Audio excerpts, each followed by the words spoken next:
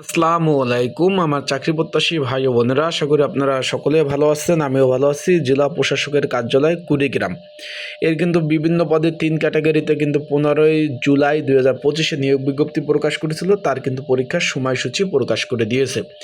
Office সহক, নিরাপত্তা প্রহরী এবং পরিচ্ছন্নতা কর্মী 3টা পদের কিন্তু পরীক্ষা অনুষ্ঠিত হবে।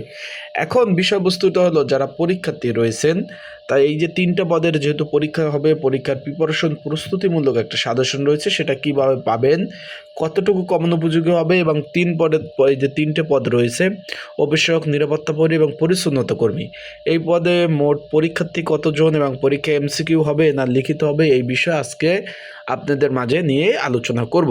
তা চলুন ভিডিওটা শুরু করা যাক। এটা সরকারি চাকরি। আর একটা বিষয় বলি, জেলা প্রশাসক কার্যালয় চাকরির মানে সোনার হরিণ, কারণ নিজ বাসায় থেকে চাকরি করা যায়, এর থেকে আরামের চাকরি আর বাংলাদেশে নাই।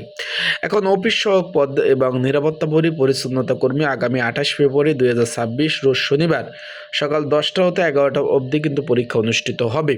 যারা আমার ইউটিউব চ্যানেলে নতুন তারা অবশ্যই আমার ইউটিউব চ্যানেলটা সাবস্ক্রাইব করে রাখবেন। এখন কতজন পরীক্ষার্থী এবং পরীক্ষাটা কিভাবে হবে? পরীক্ষাটা হবে ভাই লিখিত আকারে। আবার বলতেছি, পরীক্ষা হবে লিখিত আকারে। অনেকে জিজ্ঞেস করছেন যে ভাই পরীক্ষা এমসিকিউ হবে কি না।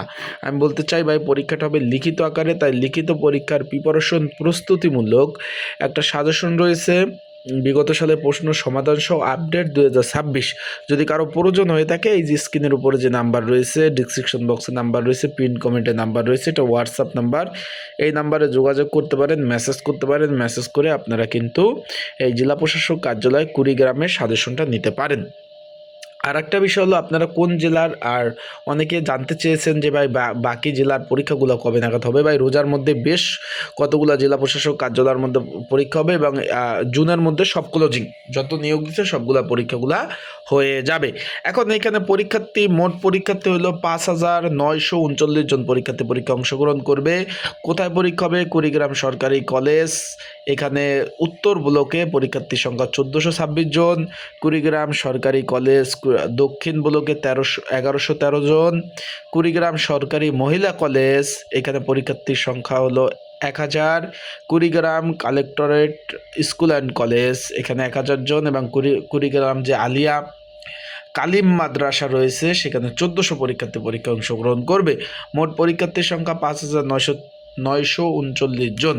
আশা করি বিষয়টা বুঝতে পারছেন। তাই যারা পরীক্ষার্থী রয়েছেন, পরীক্ষাটা লিখিত আকারে হবে, ভালোভাবে প্রিপারেশন প্রস্তুতি নিয়ে যাবেন।